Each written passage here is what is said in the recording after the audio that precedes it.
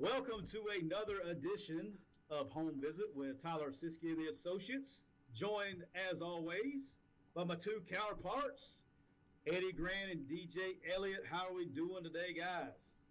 Doing great, man. I'm just off a high from last week's pick'ems. Well, you didn't let us get into the episode. You're ready to go. I know, man. I want to make sure you were going to plug me on that before. We're going to plug you.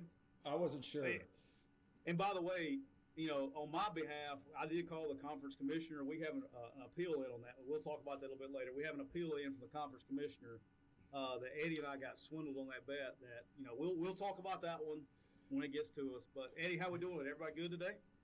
Yeah, everybody's great, fantastic. My lips down a little bit because of what we'll talk about later. But it's all preseason. We're good. It's all preseason. Those don't count. It was week 0. It's preseason. We're just getting our feet wet. So. Got our feet wet, so we're excited about this week.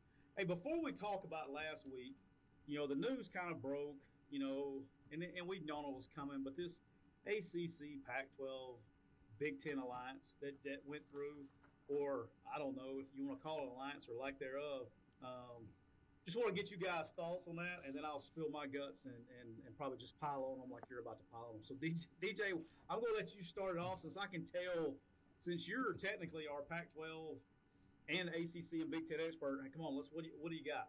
That's right. I mean, I never coached in the Big Ten, but I will take the expert on that one. The alliance basically means nothing. It's like, hey, you're my friend, I'm your friend, let's stay friends. That's basically what it's come down to. They're going to schedule non-conference opponents against each other, so they're going to get together and make sure they have a round of non-conference opponents that they're going to play, which is ACC, Big Ten, and Pac-12 games, and they're going to come together, in my opinion, when it comes to voting within the Power Five. And somewhere where that could have been interesting was last year when they were deciding whether they were going to play or not. The SEC came out early and said, hey, we're playing. And the ACC, who usually sides with the SEC, said, we are too. The Pac-12 and the Big Ten said, we're not. And it actually came down to the Big 12. And I was coaching in that conference at that time, and I spoke to some administrators at the school I was working at, and they said that they were literally getting courted to have a season last year and to play. And when they decided that they were going to play in the fall, it put it over the top. 3 Power 5 conferences were playing, therefore we're going to have a championship, and it made the Pac-12 and the Big Ten join in just a little bit later. So it doesn't mean much except they are going to align when it comes to voting, and that's going to try to prevent the SEC from continuing to run the Power 5 conferences. Don't you think it's a little bit funny now that they were a year ago that they were being courted and they didn't? How do you think the Big 12 guy felt, commissioner felt, when he didn't even know he wasn't even part of this conversation? They just left him out, man. I mean, it was like, he got left home with the dance. He didn't get asked to be a part of the conversation. I know. I mean, he went from the penthouse to the outhouse. You know what I mean? In a hurry. Yeah. In a hurry, right. And I think the alliance, one thing that it did was it definitely, put what the other conferences think about the Big 12 out there. Like, hey, this is what we think about you. You know what I mean? So if anything, it said, we're not really, with you only having 8 teams, we're not really looking at you as a Power 5, which is what's interesting. They're butthurt about the Texas and Oklahoma getting gone, but back in 2011, didn't somebody try to poach Texas and Oklahoma at one time in the Pac-12? They did. They did. They freaking came after them with vengeance, and they're talking about, being upset that Texas and Oklahoma went behind their back and this and that. I don't know. I'm not so sure there's not going to be some poaching going on. They can say all they want in the media, but, they got to do something for the recruiting, the geographical footprint, for TV. Something has to happen, or they're going to get waxed. Yeah, my whole deal is with, and I agree with DJ. I agree with you completely. I think this is a freaking. I mean, we're over here like, I felt like I was watching the Jerry Maguire movie. Y'all remember Jerry Maguire when he's like, "Hey, my handshake is as good as old." I felt like I was having a Jerry Maguire moment when it was like, "Oh, we don't do contracts. But our word, man, it's strong as oak. Like, what a joke. That's one. Two is, like, and I think it's more of a voting alliance to try to keep the SEC from controlling everything. But with that being said, the ACC is that's where the first time this is going to go sour. The ACC is, from a voting rights and how they're trying to do things, is always aligned with the SEC. Why? Because that's where the players are, and two, that's geographically, like Eddie's talking about, that's where it's at. And so they're not going to go against, worried about especially if you think about the political climate and where we're at right now, you're not getting any further apart than from the West Coast to the East Coast. And so I think you're going to start seeing the voting part. I think ACC is going to be the first one to say, hey, look, this is how we're going to do it, which is going to be more in line with what the SEC is doing, not what the Pac-12 is doing. I see that. So that's where I always thought it was a joke. Now, if we were talking about from scheduling and things like that, sure, great. But, I don't know. It's just I thought it was just we had this big build-up, and what do we get? We promise you. Nothing. Right. Was this 1945? I'm really confused. I thought, this was like pre-World War II that we were, shaking hands. And, technically, still in the state of Alabama, a handshake is a binding contract. So maybe if they would have came and had the meeting in Birmingham, they could have, done something there. But since they didn't, who knows? All right, we're moving on to Eddie's favorite part. Do you know what that part's going to be, DJ? That's going to be the pick'ems. We're going to talk about this last week's games. Yeah. And there was only there's only so many games, so basically we had to pick every game.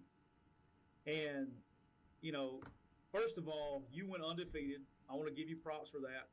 We got to get some love out here. We got these good job, DJ. We got these gurus that are like getting all these people that are following and stuff because they got somebody that got they went 3 for 5. Ooh, congratulations! You go undefeated. You go undefeated. Yeah. Hey, I mean. It's not rocket science. You got people out there that are like, hey, well, anytime the wind has been faster than 40 miles an hour, so and so has always won the game. I mean, it's football. You know what I mean? It's football. It comes down to players and coaches and a few other things, and that's it.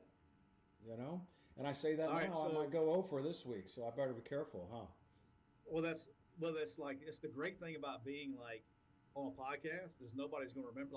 You can just be like everybody else. That's what they've done their whole career. So people have careers out doing that. So just you move on like it never happened, unless you do it again. You're like, oh, I went 2 weeks in a row, and if not, you don't even talk about last week. It's all about what you're doing for me right now. So fair. But I have sent in a formal petition, formal protest on my behalf and Eddie's behalf. Because you allowed, on last week's podcast, Eddie and I to take the over in the UCLA-Hawaii game, and you knew information about that game that we didn't know. And that you could have shared with us, and then we would have gone a different direction. But you let us go down this road, and you let us know 2 plays into the game. 2 plays. You waited it was 2 plays into the game, and then you let us know. Would you like to let the audience know what you shared with us 2 plays into the game? First of all, let me just say, that is the biggest loser's limp I've ever heard in my life. You expect me to share all the knowledge that I have about every game all season long with you guys? No, just that critical. That was a critical piece of information that Eddie and I could have used, and I would have gone undefeated, by the way, if I'd known that. Because if I had known what you knew, I would have bet with the exact same bet that you bet. Well, all I can tell you was I didn't have any inside information. I mean, you could have pulled it up. I know that. We got to get that out there. Yes. There was no inside information. You just knew something that we were not aware of. Yes, I just read. I just did my homework. That's all I can say is I did my homework. I was one of those guys that I always was an overachiever, and when it came to making sure that I dotted all the I's and crossed all the T's, I did it, and that's just what I did with this game. And you're right in the fact that I should have recognized that the two of you are not those type of guys. You're right about that. Yeah, I should have recognized that early, and I should have shared that information. I was kind of counting on Hawaii giving me 14 to 17 points. That was kind of what I was thinking. No. I was very concerned because their coordinator has never coached full time, and that was his first full time job. And calling plays it takes some experience. It takes you gotta be a little bit weathered to get to that point. So yeah, if I'd known that his first game, I mean, I remember the first time I ever called plays in a game. I mean, it's I wish everybody could experience that feeling, just that first game. Right. First game you ever call, it's hard to explain to everybody, but if you've ever called plays in a game, you know that first one. Well, I tell you what, as an assistant coach, you've second guessed people because you've never done it, and you've sat in the coach's office and said, "Oh yeah, that's obvious. We should have called this or that, or if I'm in this situation, I'd call this and I'd have that set up."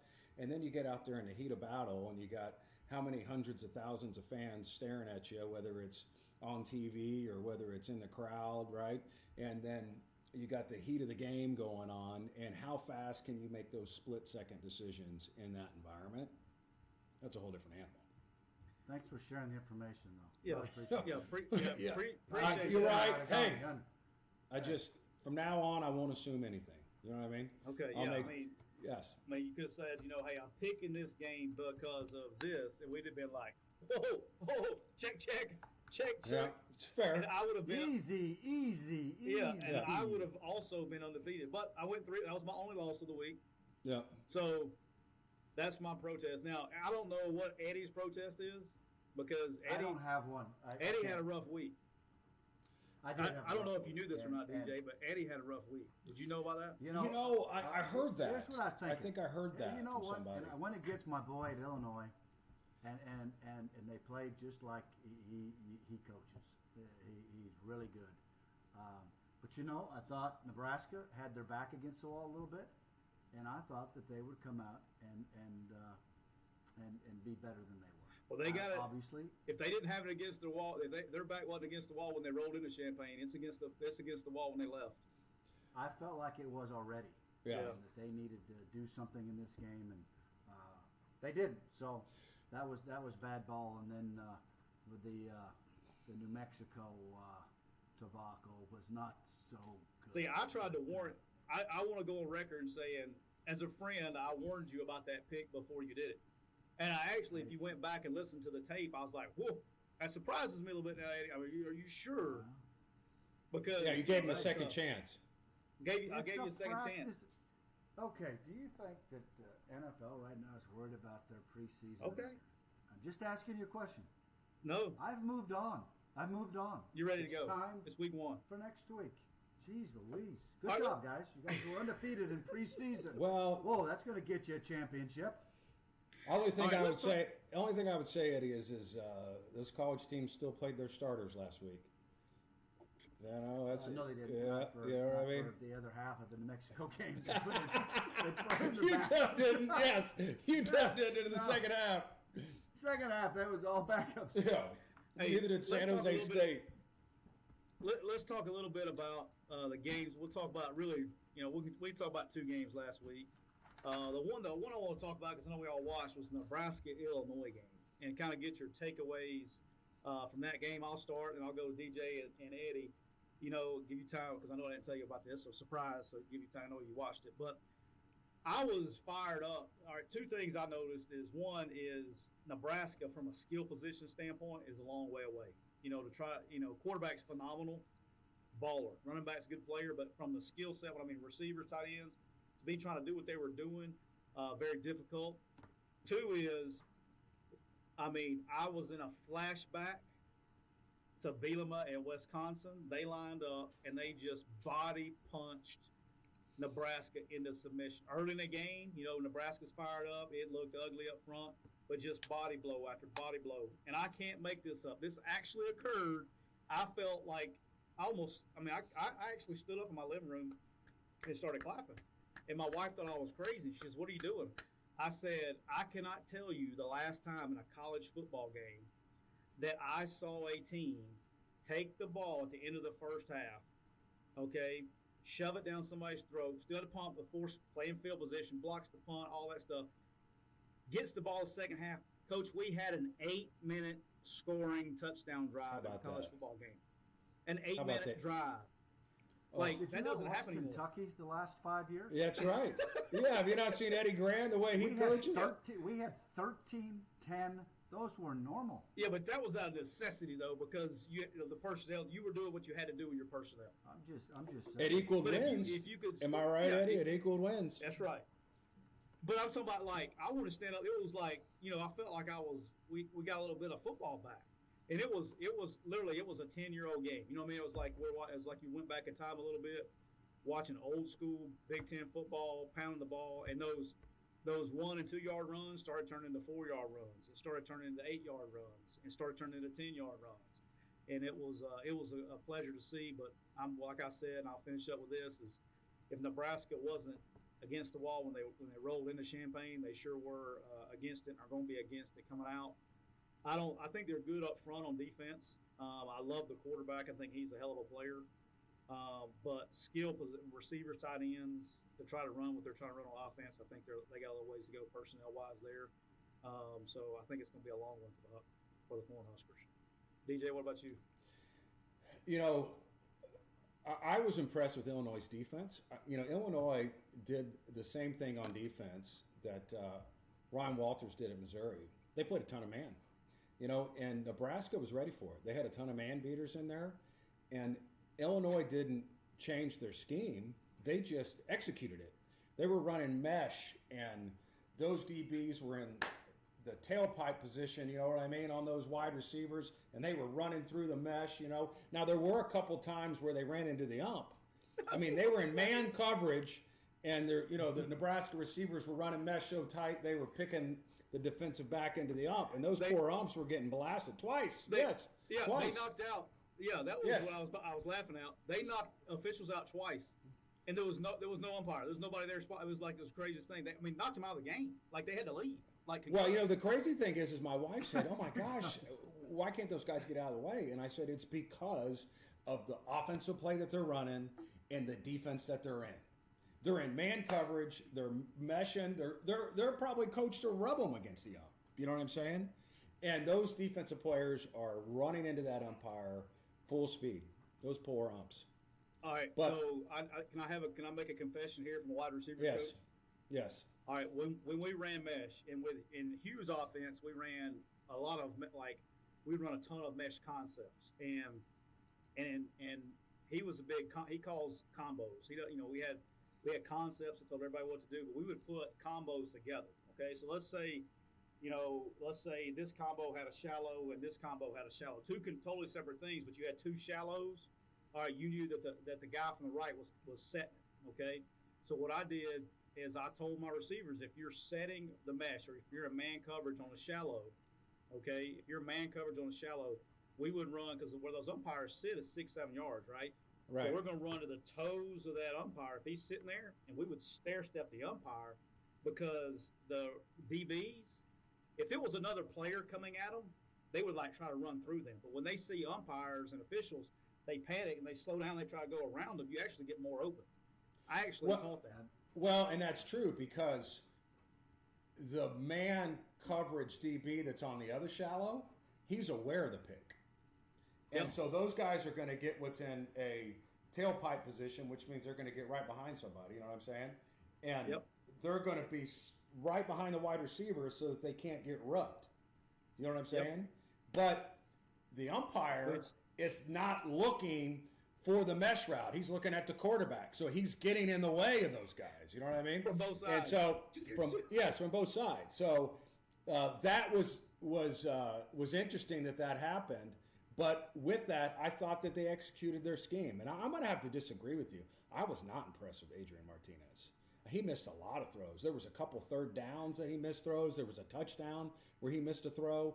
And if he would have made some of those throws, they would have been in that game. He fumbled in a critical situation there at the end of the half. You know what I'm saying? I thought he was very unimpressive.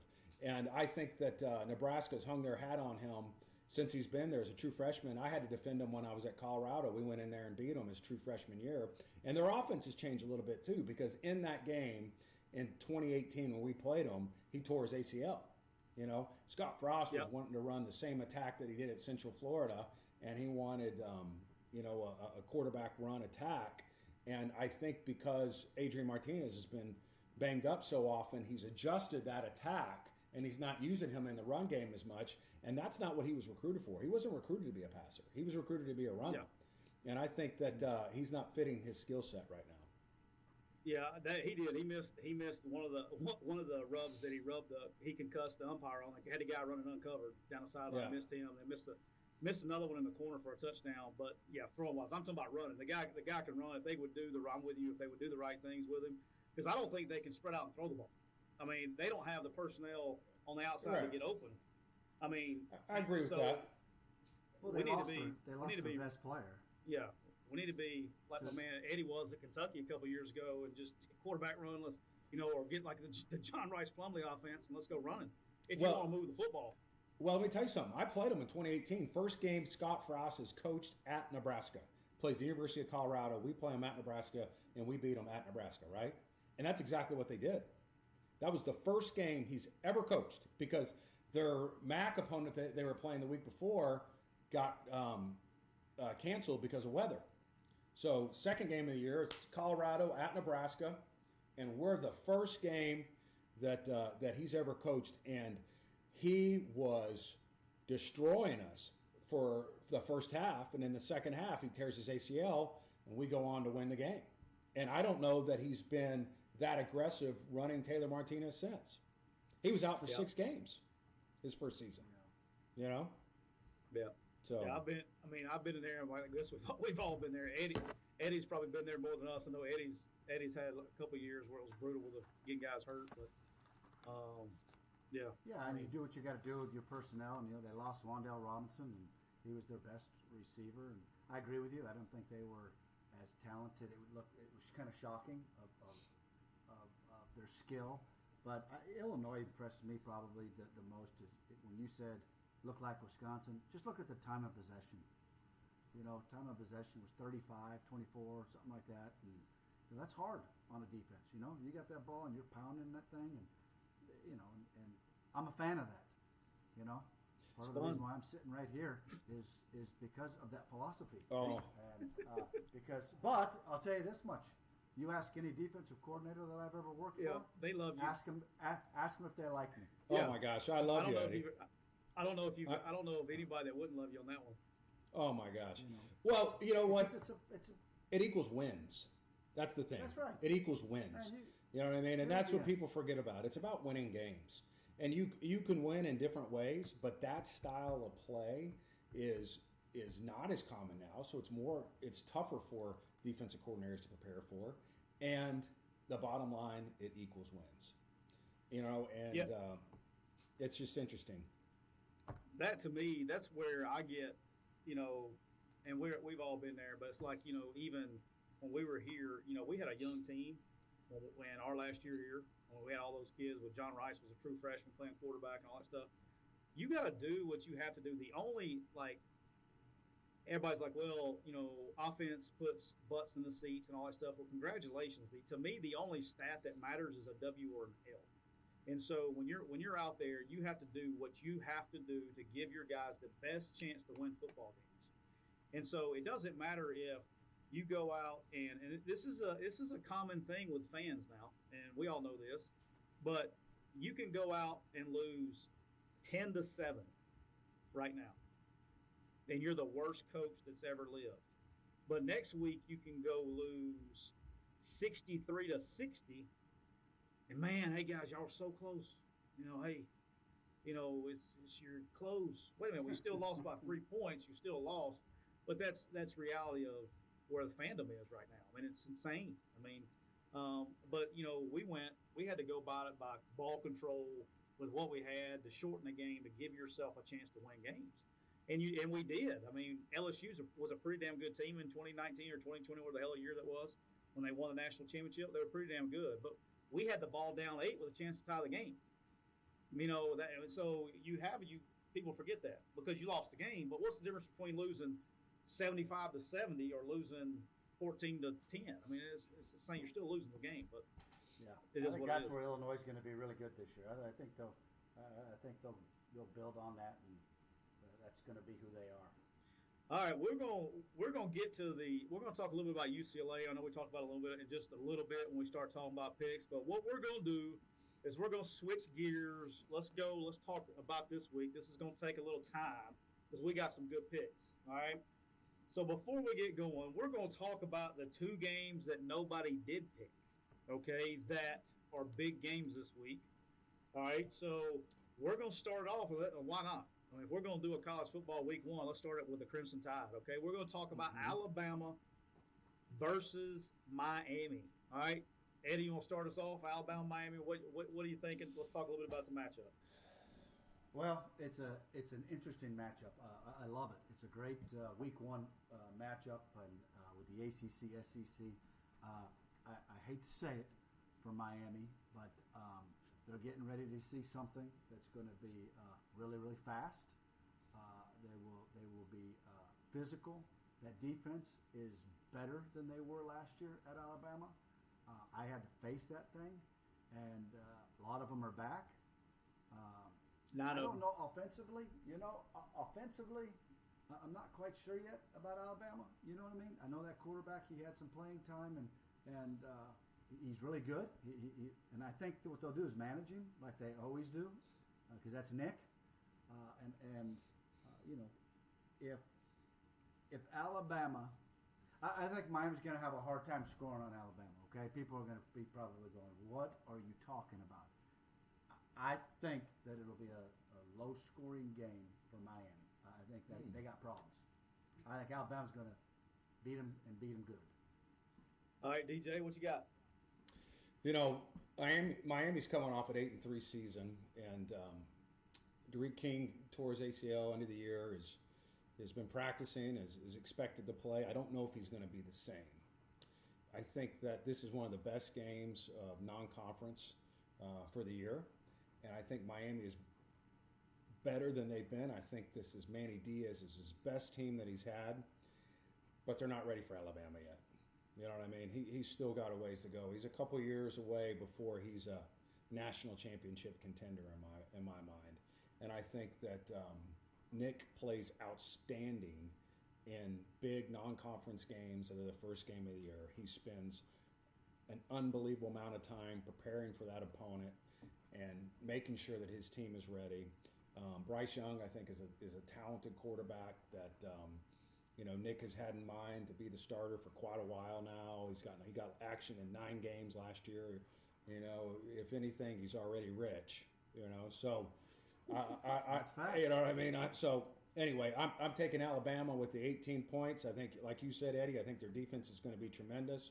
But I do think that this is going to be a better Miami team, and I think that it's going to be a little bit closer than you anticipate. My big intrigue on this one, this is why I stayed away from it. I also believe Alabama's going to win just like everybody else. No surprise there. But it's always the intrigue, right? I mean, we know Alabama's going to be good, but if this was any other team but Alabama, would go, they got a question mark at receiver. Who's going to be playing tight end? Who's going to be doing this? The quarterback's never played before. I mean, but it's just experience to where this is every year, right? I mean, it's like every couple of years, it's like, he's lost everybody. They're going to lose, and they go out and win the national championship. I mean, it's like he doesn't recruit, he reloads. And, I got some buddies over there that they're very confident what they're about to roll out here in a couple of days. It's just the receivers I think are going to be special. The young ones that people don't even know their names are going to learn names. And everybody's, what about this guy and that guy? But it seems like it's every year. I mean, it's like, he's going to start out. He'll find a way, even if it's sloppy, he'll find a way to win the game and kind of extend it as it goes on throughout the game and win. But the scary part is if you don't get them now, this is as bad as they're going to be because every week they're going to get better. Yeah. And that's the scary part. So, and if Miami plays fast, and they get some 3 and outs, I'm going to tell you something now. You better be careful. Now, Ole Miss did some of that fast stuff last year, and they that a little bit different styles, but they better be careful on that fast-paced stuff. I will say this, and we know him, but Rhett Lashley being the offensive coordinator at Miami, this isn't his first rodeo against Nick. You know, he was Right. he was at Auburn when you know the kick 6 years and all that stuff. Like so, he knows. Like if you're out there listening, I will have more people obviously listening now because it's football season. I brought it up a couple weeks ago. I don't remember when it was, but you're going to see like the back shoulder fade is going to be thrown 14 times this weekend. You're going to see it because Rhett knows that's hard to defend, and the way the technique that Nick teaches on corners, you're going to be able to throw back shoulder fade all day long if you want to. Okay, now executing is a different story, but I'm sure they practice it. You're going to see the 3x1 where they're going to set 3x1 to the field. They're going to pull it back to the boundary. It's going to be and they're going to do the stalk and go with number one. They're going to wait for the corner to come off. And then he's going to dump it over his head. They're going to run that. He's run it every single game that he's ever played against Nick. Still works. And you're going to see tempo, and you're going to see a version of, an in route. He's going to pick on the slot and 3x1 to try to hit the 5-yard in because of the leverage that Nick plays versus trips. So he knows the plays and those things that kind of are weaknesses to the schemes and playing fast and those things. But at the end of the day, it's still Alabama. So be interested there. I think it goes both ways too, though, Tyler, because Nick's been playing Alabama and Gus Malzahn's offense for quite a while now too. You know what I mean? Last year was his first shot at Ole Miss and what they were going to do, but he's been playing against Gus and that style offense for quite a while. So Yep. He knows as much of, hey, this personnel group, I'm looking at it from a defensive standpoint, equals these plays. You know what I mean? The ball is this spot on the field equals these plays. The ball is this spot on the hash equals these plays. So I think it's going to go both ways in that part, and the fact that they both have gone against each other for quite a while and know each other very well. Yeah, when I knew he knew him really well was when we played him, and they were, you know how Gus would do those muddle huddles, and have different. He knew the sugar huddles. The sugar huddles. Yeah, I can't do that. I can't say that just off principle. We refused a long time ago. One of the staffs I was, we'd never call it a sugar huddle. We call it, so we had to change the name of it. But anyway, he actually knew the plays that were coming based on where they were lined up in the huddle. yes. So And that's a defensive, and that's a defensive study that you do for the sugar huddle. Is you try to find out where the players are in the huddle. That's something that a lot of defensive coordinators do, and he's played them so often. Like you said, he knows when it's coming. He knew when the quick toss was coming, and so they had, as soon as they saw a certain guy in a certain spot, he brought corner fire right into it. Corner fire. And that's my point. Is it goes both ways. Yep, So that's right. All right, moving on. The next big game that I was shocked. I didn't, but I was shocked that nobody picked this game in our picks.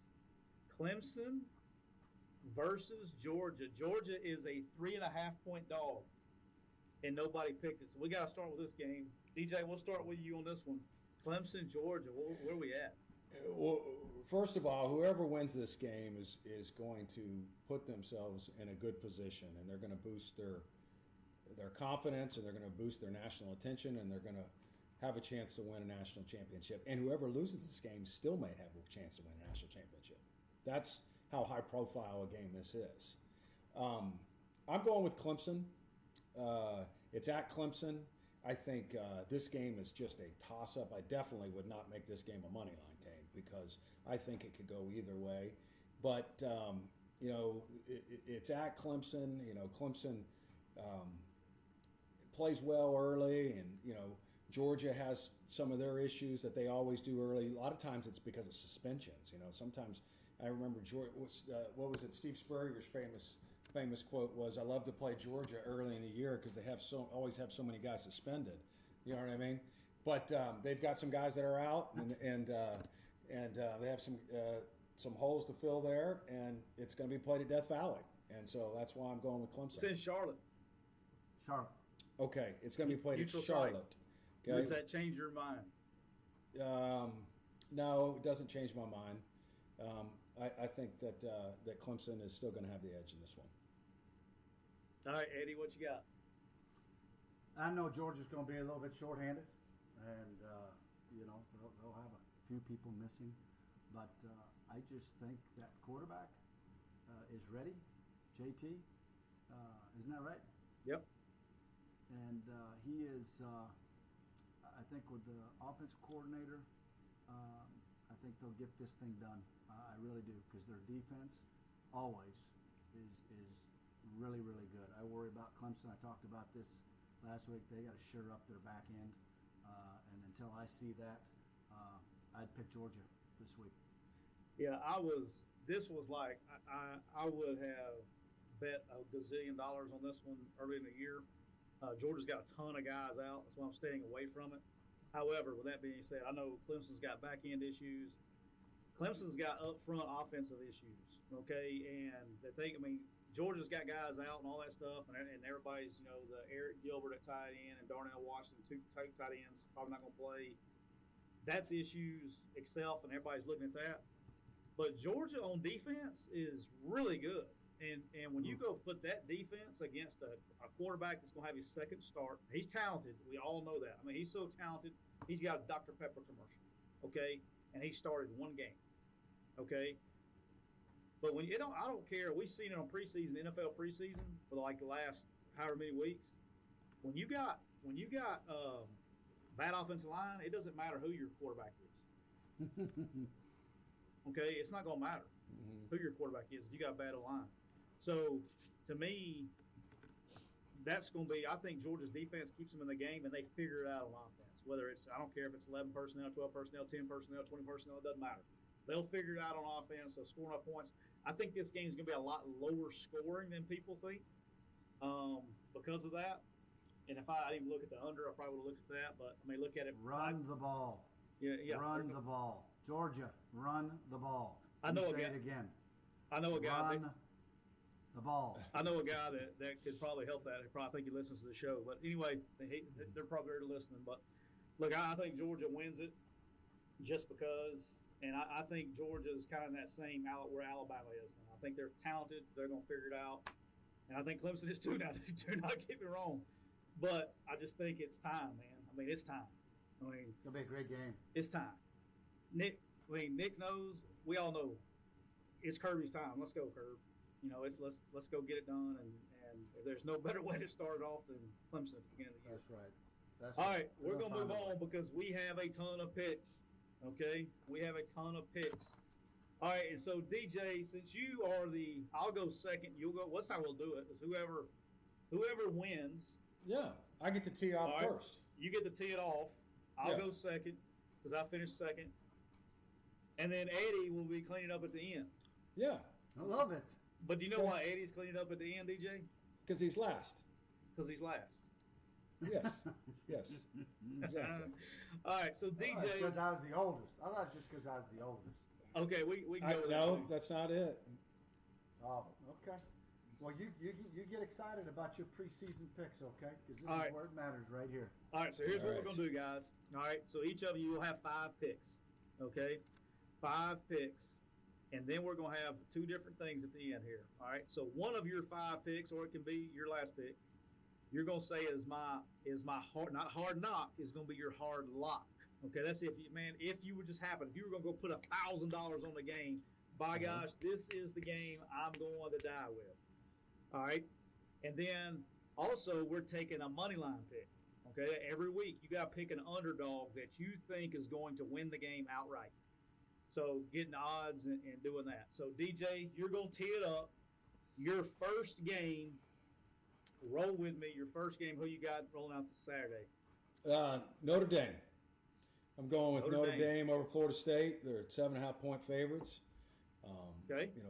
Notre Dame. Played really well last year. Granted they got crushed in the playoffs, but they still covered, and they have a lot of guys back. They're a good team. Florida State hasn't had a above 500 season since 2017, and I think they're possibly getting better, but they're not the old Florida State, and they're not going to be within 7.5 points of Notre Dame. So even though this game is in Tallahassee, and Annie and I both know how wild of an environment that is, I just think Notre Dame's a much better team, and Notre Dame's going to win by 7.5 or more, and be able to put themselves in position to possibly get to the playoffs too. I peeked at that one. I thought that half point bothered me. The half point bothered me, but I picked at that one. I think you're onto something there. It may not be that big of a deal, but that half point scared me a little bit. So, what, Eddie? You got anything about your Seminoles this week? Yeah, I kind of stayed away from it just for kind of that same reason you were talking about. But I think Deej is right. You know, they just haven't been the Florida State of Florida State that when we left there, not even close. And I think they are on the right track, though. I really do. Just looking at the recruiting and where they're going, and I think he'll have them there quicker than people think. But I stayed away from it. I was nervous. I will say this though. I think DJ is going to be okay with that one. I didn't pick it, but I can be swayed on that one. All right, my first one going second because we should be having paper rock scissors to go first, but the commissioner hasn't got back to me on a ruling yet. But going second. Second this week. I'm really liking, and we'll get to the rest of my picks, but it's a big underdog week for me. I like the dogs this week. I like the underdogs.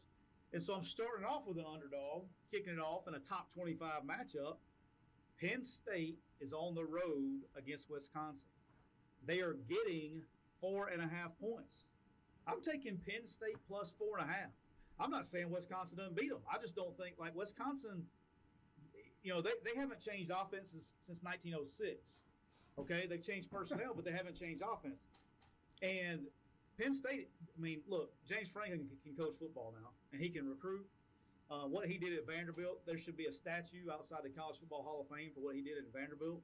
And, I mean, he's recruiting well. I know they struggled early in the year last year, but they came back. I think, I think he'd go into Camp Randall, and they may lose the game, but I don't think they lose by a touchdown. I think they get it done and keep it close enough to where they cover. So I like Penn State 4.5. I tell you what. I like that pick. Go ahead, Eddie. I was just going to say I do. I like that pick. I think Coach Franklin's going to have them. They were embarrassed how they started out last year. They really were, and I think they'll have them rolling. And I think that's a heck of a pick right there. You know, they started out, lost the first 4, but then they won 5 in a row. And arguably, some people thought they were one of the best teams in the country the way they were playing by the end of the year at Penn State. And so I understand your pick there. I think that Penn State is going to be a lot better. And I think that they are going to give Wisconsin everything they ever wanted in this first game. But it's at Camp Randall. 4.5 is interesting because it may be a 3-point win. But I would still have to give the edge to Wisconsin. But I wouldn't say that's a bad pick because I think Penn State is going to be a really good team this year. I think if Penn State can score 17 points, I win this bet. That's what I'm being dead serious. I think I don't see Wisconsin scoring more than 21 points against Air. Yeah. You know, it'd take them 10 minutes and 30 seconds on a 80-yard drive against Air. I mean, they can't help themselves. I think that's a fair statement, but the issue is not a lot of teams get 17 points on Wisconsin. But I think that's a fair statement. It's true. You know what I mean? I think that's a fair statement. I do, but I'm looking for 7. I'm saying 17 points. I can get 17 points. I'll probably be sending you my Sylvester Sloan gift, you know, Saturday when it's like they scored 7, like Hawaii did me, DJ, Saturday. But anyway, I'm gonna never let you forget that one, DJ. All right, so Eddie, game 1. Eddie, game 1, pick one for the real week. Now this counts, Eddie. This is week 1. It counts. Who you going with? Sam Pittman, baby. Arkansas Razorbacks. I am not going with the underdog. I'm going with a minus 19.5 versus Rice. And you know what? I got to watch so much of him last year, and I think that team will be they'll be spitting hog bubbles. They will be ready to roll. I love the way he has those guys playing the game. They play the game like it's supposed to be played. They play hard, they play fast, and I don't think Rice can hang with Arkansas. Hey, on a side note, what's a hog bubble? Well, you know, you heard of a hog, squeal and snort, right? They're slopping around and they got stuff coming out all over their face. Or when you shoot them, sometimes that hog bubbles start coming out, especially if you get a good lung shot. Hey, this segment brought to you by PETA.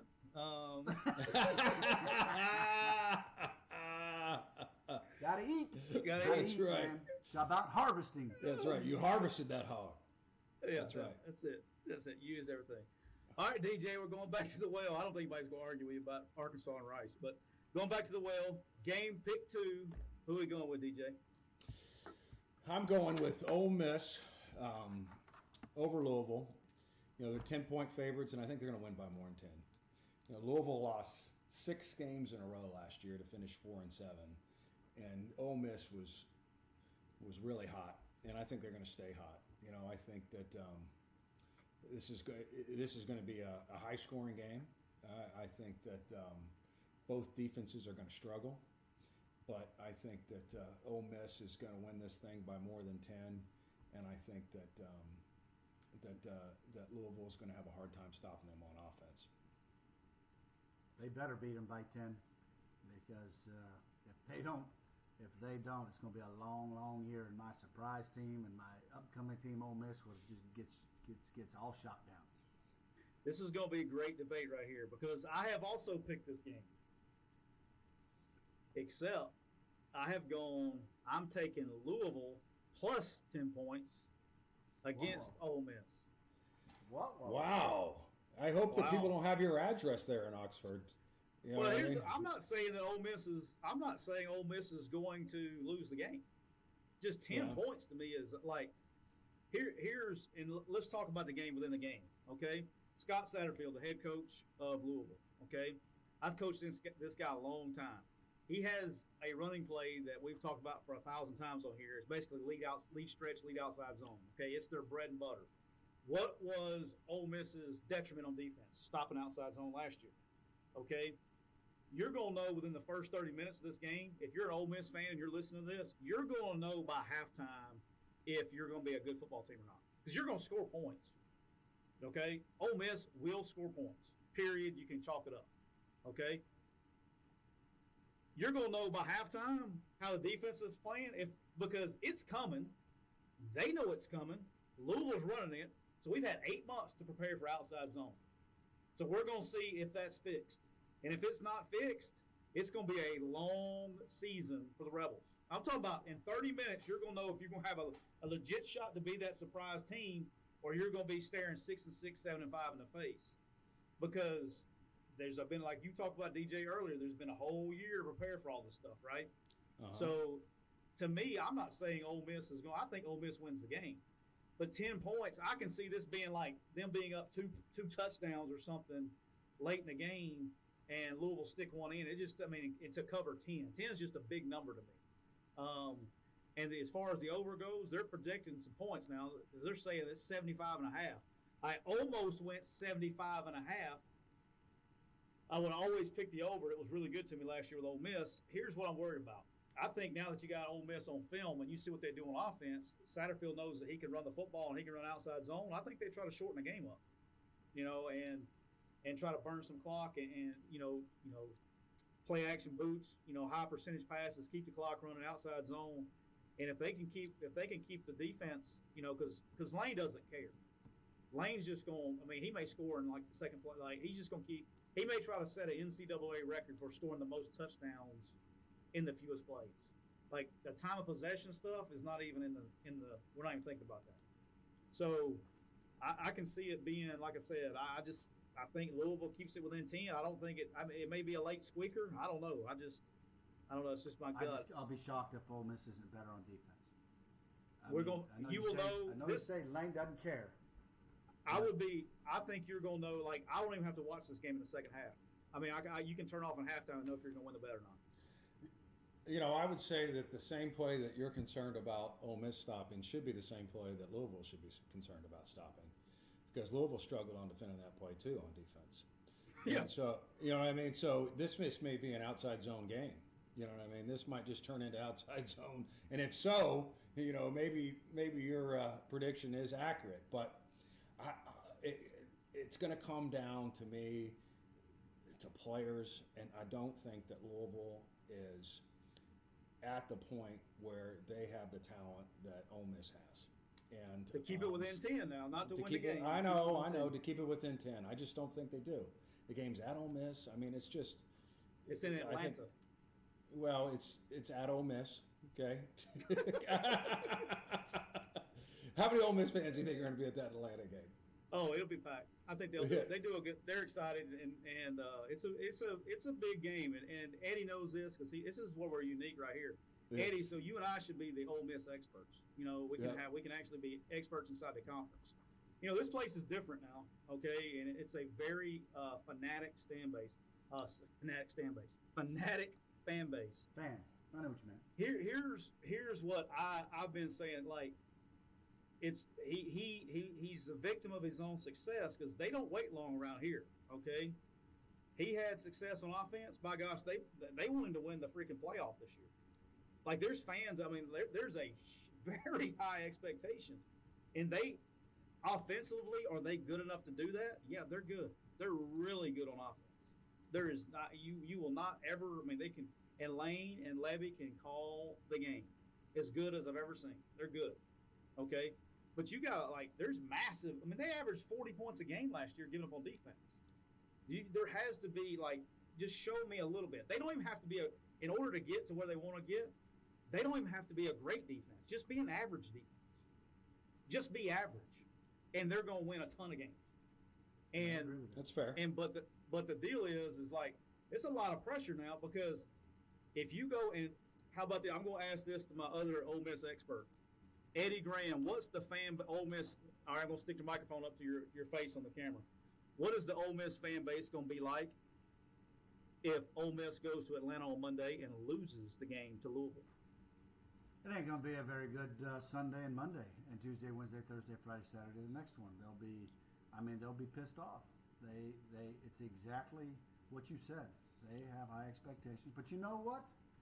Their head coach loves that.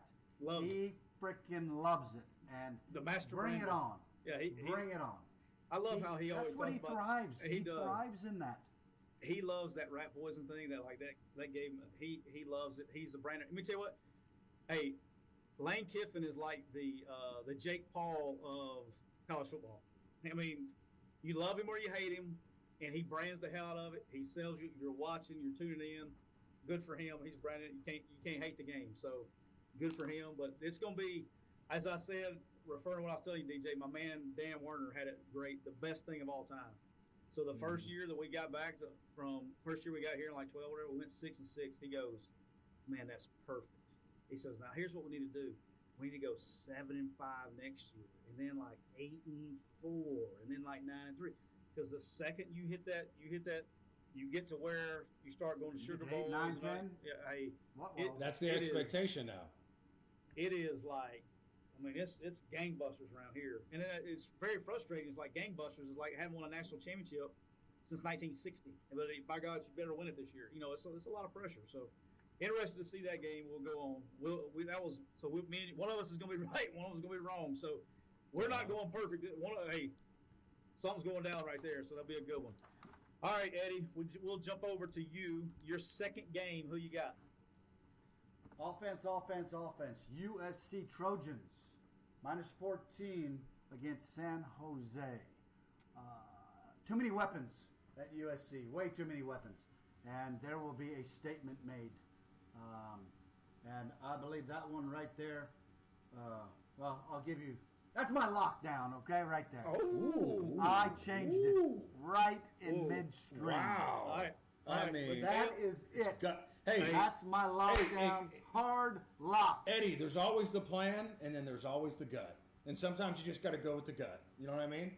And you're right in the middle of the game. You switched. You got off the game plan, and now you're going with your gut, man. I did. Huh? You got so excited that your computer sounds like it's about to take off. Yes. I know. I mean, you have an excellent air conditioner right now with my computer. It's a little hot today. Yes. Hey, you got it fired up. You got the bees inside the computer fired up. They're ready to take off. Hard lock. Raquel, I know Raquel's listening. Now the game's actually 17 now, Eddie. Did you know that? USC's at 17. Does that change your Can't hard? make it high enough, okay? Does that change your They hard can't lock? make it high enough. Mine's 14, okay? Okay. But they That's can't good. make it high enough. He's just All right. messing with Put you. it, Hard put it lock, at USC. 24. Ooh, Put it at 24. I like it. I like it. All right, DJ, we're going back to you. Pick 3. Who you got? Game 3. Who you going with? Game 3, I'm going Boise State will be within 5 of Central Florida on Thursday night. Now the game's being played in Central Florida. Both of them have new head coaches, right? You got Gus Malzahn, you got Andy Avalos. All right, Yep. Central Florida is coming off their worst season, I think, since 2016 last year, and I think that that Boise always plays well against non-conference opponents. I think they're going to play great defense. Andy was the defensive coordinator at Oregon with Mario before he came back to his alma mater at Boise State. And I think that they'll be within 5 in this game. The humidity scared me in that game. Yeah, it's true. That's true. It's a late game, though. I mean, game's at 6, but it'll still be humid in Orlando. We know that. Yeah, I'm It'll only interested. be, it'll only be 86. Yeah. Not 89. Yep. Yeah. I'm as a fan. That's a game I'm tuning into as a fan, regardless. I want to see how it turns out on those guys. All right, my third game is probably the least talked about best game of the week. And I'm talking about, like, I literally saw a promo by the Big Ten Network the other day, and they don't even list the game as it being a game. And what is it? It's a top 20 matchup in their own conference. Indiana on the road at Iowa. I'm taking the Indiana Hoosiers plus 3.5 against Iowa. All right, so if you didn't listen to me last year, and this is you're tuning in to home visit, and you didn't listen to me on Rich Rod's podcast last year, this is what I do. I take Indiana every single week. I ride them like Zorro because they were undefeated against the spread last year until the bowl game. But I'm riding them like Zorro every week. They're plus 3.5. Look, I think they got something, all kidding aside. I think they got something going special there. I think this is going to be a close game. Goes either way. It's a one-score game either way. I just think it stays within 3 because, you know what? I'm riding Indiana because I'm riding them like Zorro. Indiana plus 3.5 on the road against Iowa. I love the pick. I do. I love them. We talked about it last week. I love Indiana. I love those coaches. I love Coach Allen. I think he represents everything that we're fond of as college football coaches. But Iowa's a good team, guys. I'm telling you, Iowa lost only 2 games last year for a combined amount of points of 5 points. You know what I mean? And a lot of guys back. And they got a lot of guys back. And you talked about Illinois beating you up. I mean, Iowa they'll throw you out of the club. They'll row you out of the club. I mean, you know what I mean? I mean, they will pound you. Okay, they will pound you to death. Okay, and you know, Indiana's got a new D coordinator. I think he's great, but I mean, this is a unique style of football over there with the 22, the play action, the big people, the ball control offense. I just think that Iowa's going to win this one by 3 or more. So yeah, regardless of what the spread is, I don't even look. I just take Indiana. I don't even look. That's what I did last year, and I was crazy. Like everybody thought I was nuts. I took a money line against Wisconsin, Penn State, and Michigan back to back weeks last year, and I mean, so I just take I don't even listen to the craziness. I just see no evil, and just go with it. I just ride with them. It's kind of like Marshall was like that too last year. So just ride with them. All right, Eddie, who we got? Pick 3. Who we got? I've got Baylor minus 13.5 versus Texas State. Another one. I don't think they can make it high enough. Jeff Grimes over there, offensive coordinator. I think he did a fantastic job at BYU. Coach Aranda. I think Baylor will be a much improved team, and I think they'll just out-athlete them. And I think at the end, I think they will pull away. Maybe tight at the beginning, but I think they pull away at the end. Yeah, my man Jake Peeler's over at Texas State. Go get him, but I'm not betting on this game. I think it's a good pick, Eddie. I think you're in the right spot there, and all the things that you said are accurate. All right, DJ, pick 4. Who we rolling with? All right, pick 4 for me is Texas Tech at Houston, but they're playing at Reliant, and I promise you there'll be more Texas Tech fans than Houston fans there, okay? And Texas Tech's favored by 1.5, and I think they're going to win by more than 1.5. They've got a new offensive coordinator, Sonny Cumbie. He's coming over from TCU. He's going back to his alma mater. I think that they're going to play good defense. They had some great transfers that they signed this year, and I think they'll be ready for this game. Houston struggled last year. You know, they're not the same Houston that they've been in the past, and I think Texas Tech is going to win this game by more than 1.5 points. Okay. Yeah, I'm interested to see this game. I will want to watch it, being at Reliant Stadium and all that stuff. I think it's be interesting. I'm with you on that one. We played Texas Tech there a couple of years ago, so I've been there. Great place. So, all right, my fourth pick, which no one, y'all thought I was insane. I'm going with the Louisiana Ragin' Cajuns, +9 against Texas. Whoa! I think that's All right. dangerous. Look, Man, I think that's Billy's dangerous. Hey, I'll tell you why. You don't have to pick it. That's the greatest thing about Yes. this thing. Is Billy has a phenomenal team. He's got almost everyone back. The same guys that were back last year, like he's had the same group of guys. This quarterback is like 87 years old. This guy has played quarterback for so long that, you know, he's got kids that are recruits right now. I mean, this quarterback's been there forever. All right. Their offensive line is unbelievable. And they're not scared. Okay? They are not. This is not like, hey, man, I'm going to go in there. This same group, just to remind everybody, this same group rolled up to Ames last year and beat Iowa State in the first week, too. Okay? The number 17th ranked team in the country. Okay? They're not scared. They're good.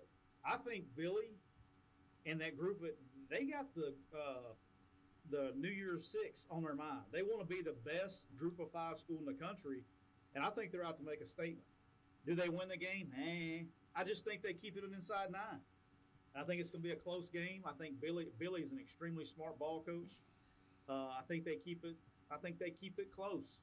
I think there's a lot of familiarity there. I think they're going to be able to get information on each other based on their recent past.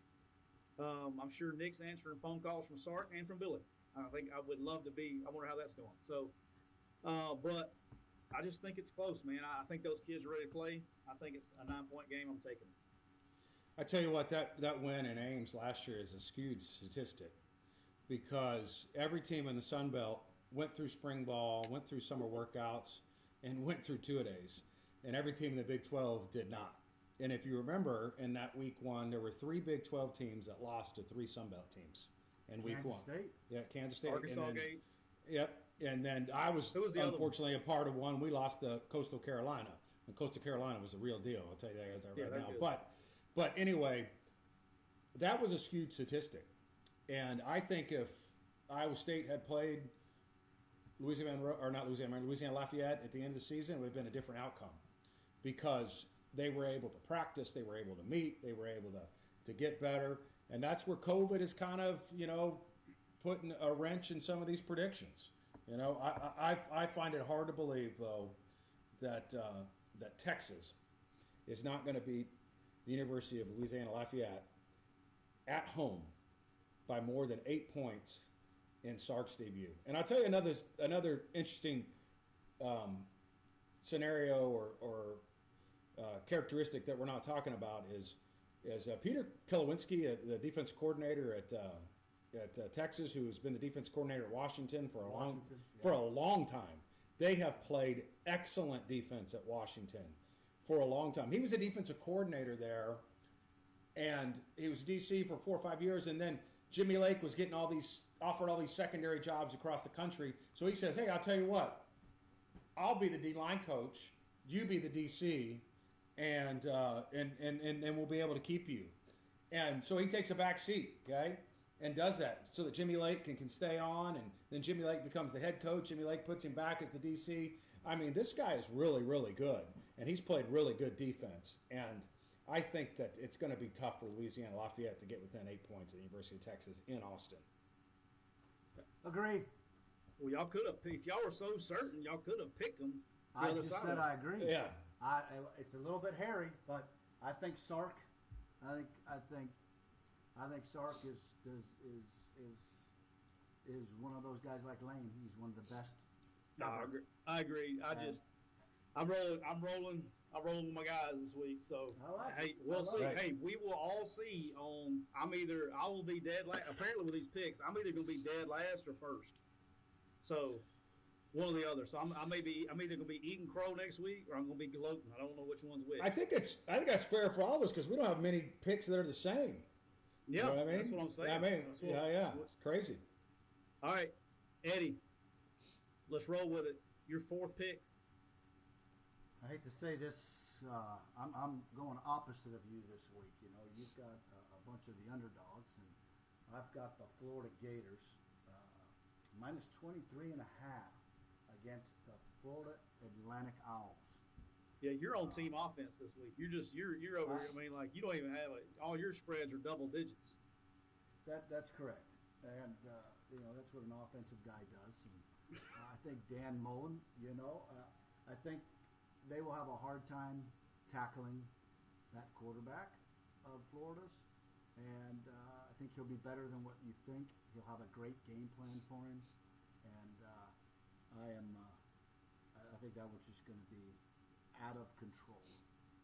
And I hate it because I think Mike does a great job. It's going to be his first gig there as the defensive coordinator, and that's a tough one to start. Yeah, there's some tough. Tough. I mean, it is what it is. When you're at the Group of 5 schools, early in the season, you better buckle up and be ready to go.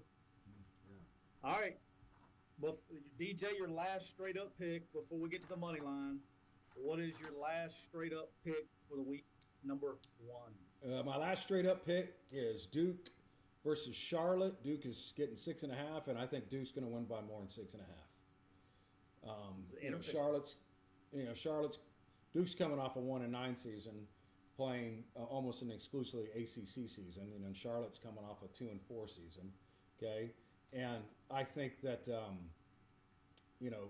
Cutcliffe has been a winner for years. Last year was uncommon for him. You know what I mean? I'm sure that he's turned it up a notch, and I think that he's probably prepared for this game for a long time. And I would find it hard to believe that they don't beat Charlotte by more than 6.5 points. Fair. Good thought. All right, so I'm going with my last straight up pick. My last straight up pick is my hard lock for the week, and I was very shocked that neither one of you two took this game. I think this is the easiest game on the slate all weekend. LSU is going to UCLA, going out to Westwood, and they are giving up 3.5 points. Well, DJ, guess what? It's not enough. LSU will unravel the Bruins in Westwood. I think Eddie O has a point to make. He got my man Jake Peets in there. Jake's a ball coach. They're going to get them like LSU. I think LSU is going to make a statement this year. This game reminds me, y'all remember the year like 2 years ago when LSU, everybody's like, oh, it's LSU versus Texas. And then everybody left that game like, oh, shit, LSU's got a squad. Like, I think this is going to be one of those games.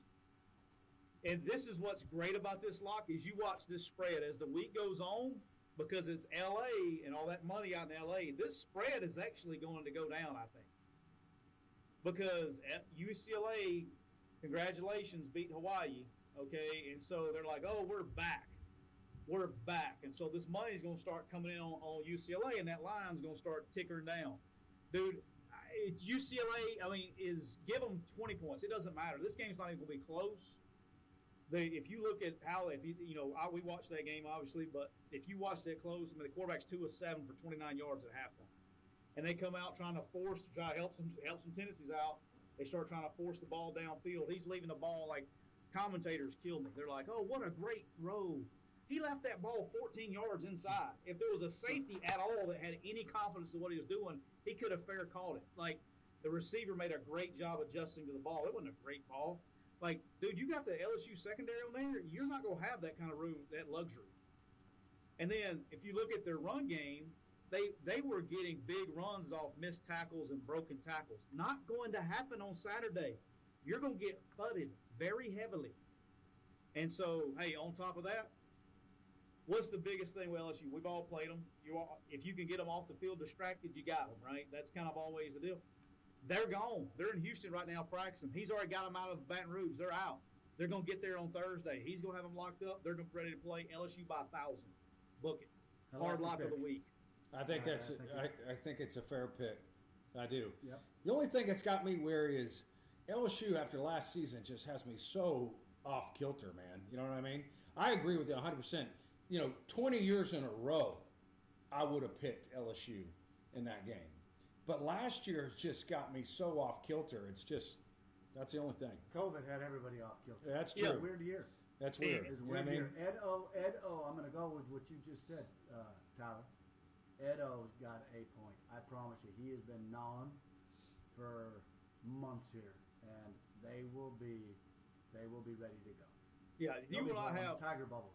Yeah, the tiger bubbles. That's the thing is you will not see a more team ready to play now. Where they got to execute all that stuff, and everybody's got to plan, like all the preseason, all the hype speeches and all that stuff. That lasts for one play until you get your face. Everybody's got a plan until you get hit in the face. Okay, that exactly goes right. out. Like all those pregame and getting hype and let's get up. Like I never bought into any of that because you can get as hype as you want to. Like I used to hate.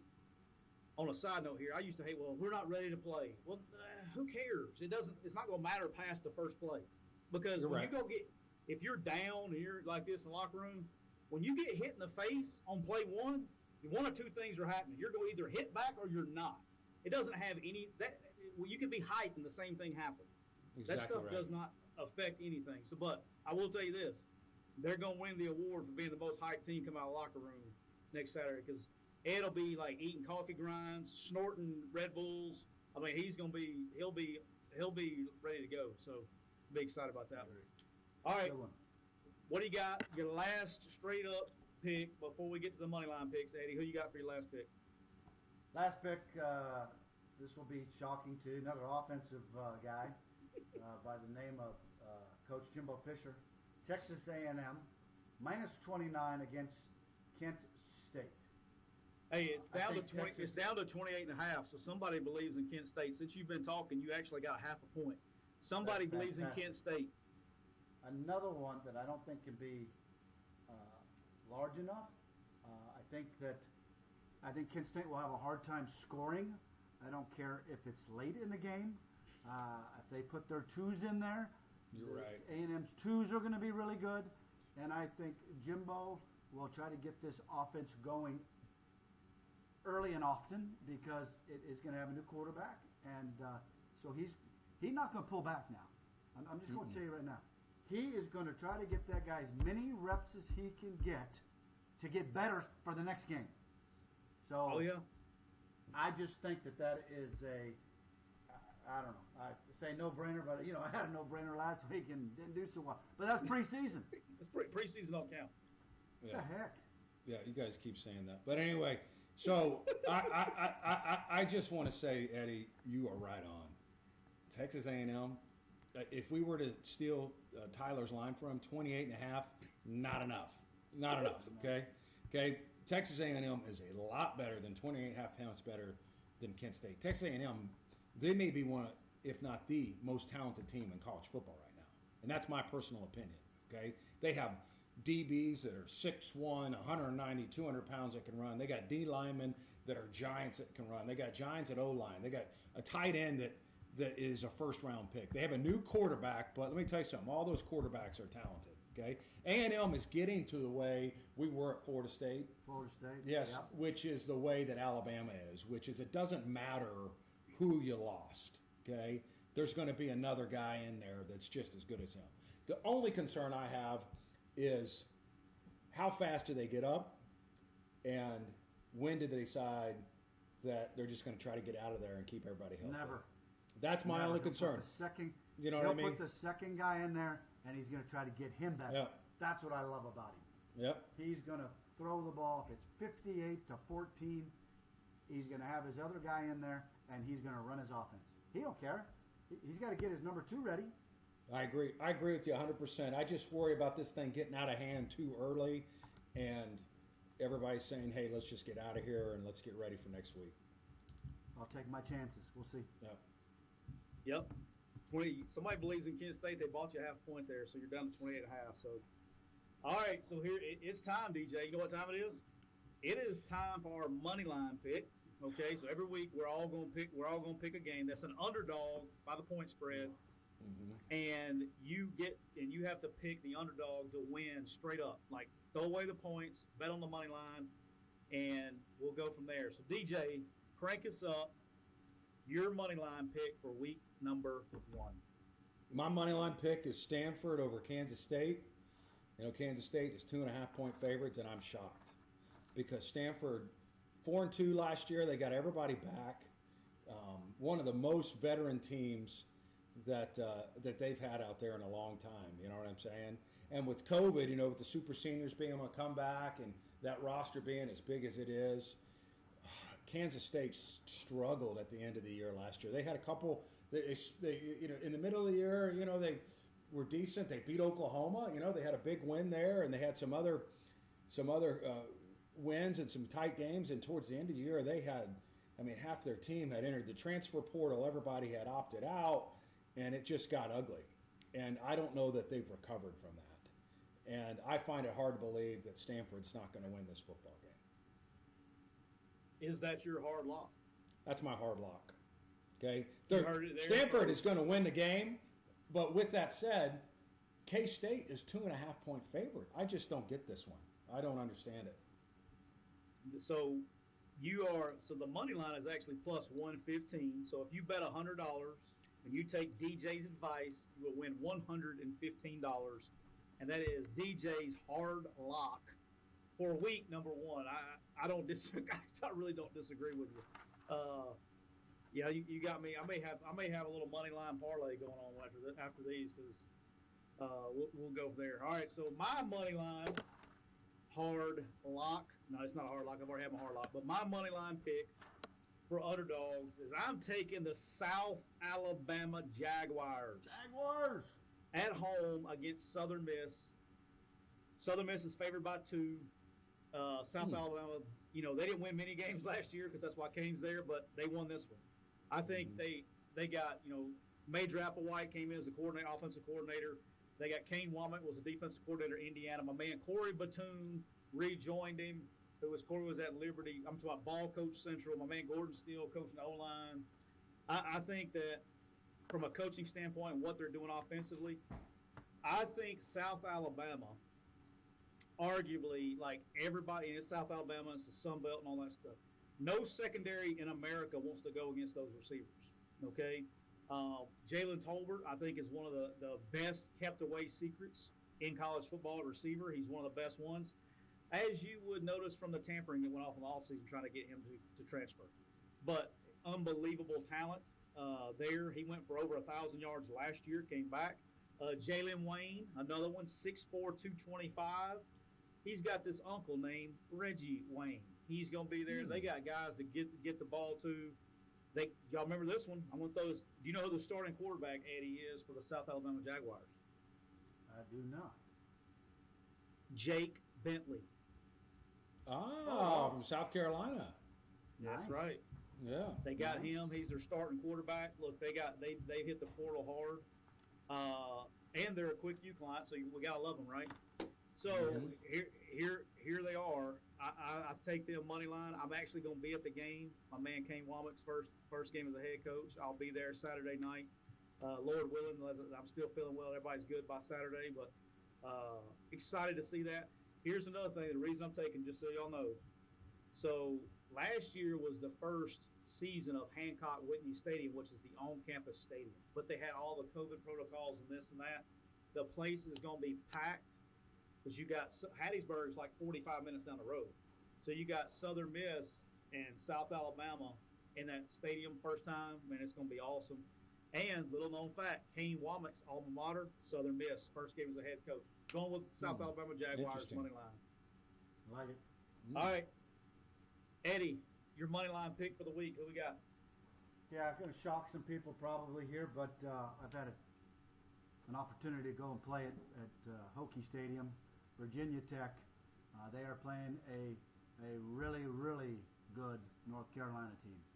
And I just think because of COVID, I think because of the small stadiums last year, I think they're going to go into this Hokie Stadium, and it is going to be it's impressive now. I'm just going to tell you, it's impressive. DJ can attest to this. It is.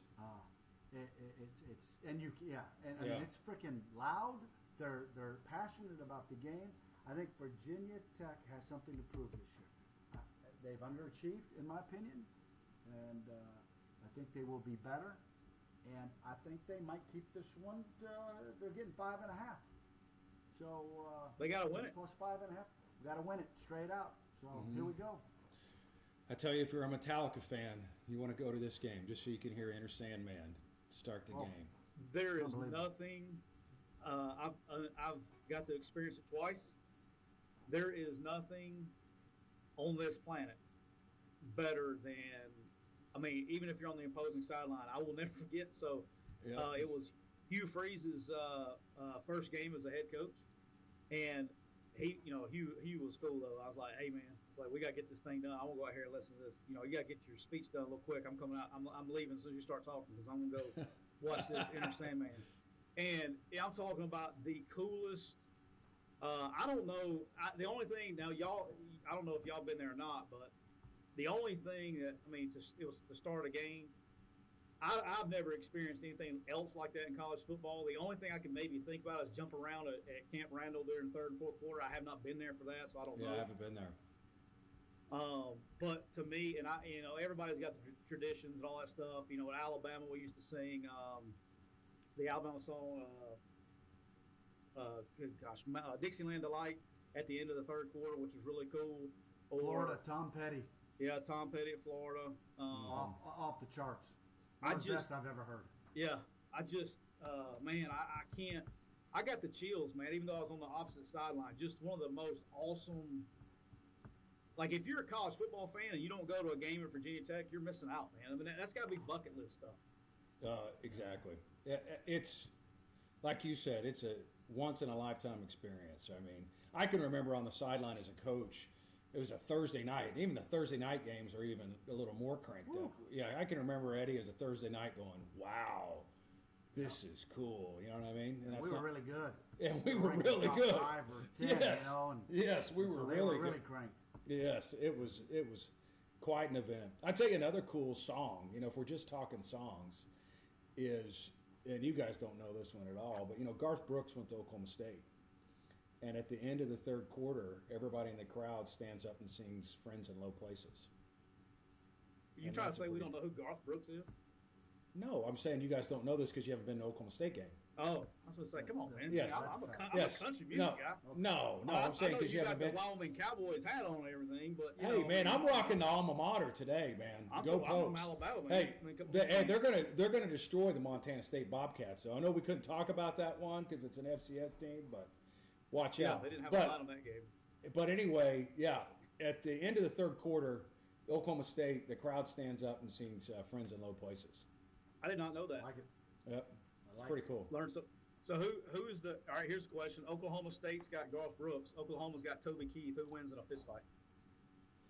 I'd have to take Toby Keith. I mean, Toby Keith played football in Oklahoma. He did. Yes. Broke his Toby leg, Keith, right? Yep. Toby Keith played football at Oklahoma, and I've fortunately met both of them, and he's quite a bit bigger than Garth Brooks too. Toby Keith's about 6'3", I would say 270 pounds. I mean, he's a big guy. Garth needs to take a back seat to that one. Yeah. Needs to let that one slide.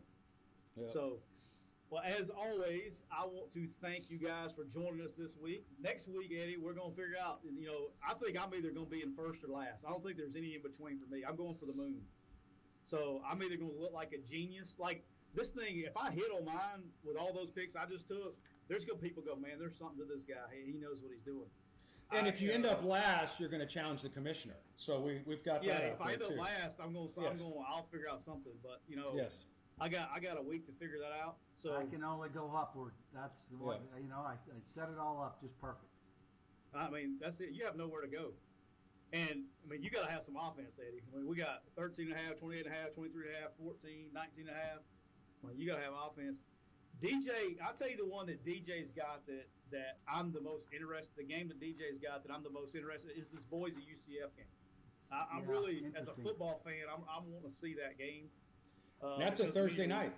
It's Thursday night. So I know Raquel's on here. She's being quiet because she's hiding in the producer booth. But we'll get these out. We'll get the graphic out. We'll probably early so everybody can make their wagers for the weekend. DJ, here's the other thing is, when you're undefeated, okay, and we put that out today that you were undefeated, you're going to have a lot of people betting with you. Like, people are going to go, man, this guy knows his stuff. So a lot of pressure. It's kind of like Ole Miss going to play Louisville. A lot of pressure, man. And high expectations. I've had it before, so I think I can handle it. That's right. Nothing new. What's new? Get in line. This one doesn't feel the same though. Yeah. No, because you know why? Because it's not my money. Yeah. The other pressure is my mortgage. Right? This one's not my mortgage. Children going to college. That's right. We need this field goal so I can pay for college. Hey, let me tell you, isn't that the greatest thing? Like you're like the other day, I like the we were taking. I text you guys. I said, I need 14 points, man. Let's go. I need some points, and they did. You know what I did? I just turned the channel and started watching NASCAR, man. I didn't even. It wasn't no stress. Went to the refrigerator, got a cold beer. It was great. Ate a piece of pizza. It was no pressure. Nobody yelling at you. Didn't have to worry about your job. It was great, man. It was great. So, as always, we want to thank you guys for joining us. As always, and then next week next week got a big week too. Got some good games going next week. But I'm fired up about week one. I'm sure we'll have a ton of insight. Labor Day weekend, so everybody make sure they stay safe and lock in. And remember, if you like what you're seeing, make sure you subscribe and leave us our 3-star review because we all love 3 stars. Until next time, take care. See ya. See ya.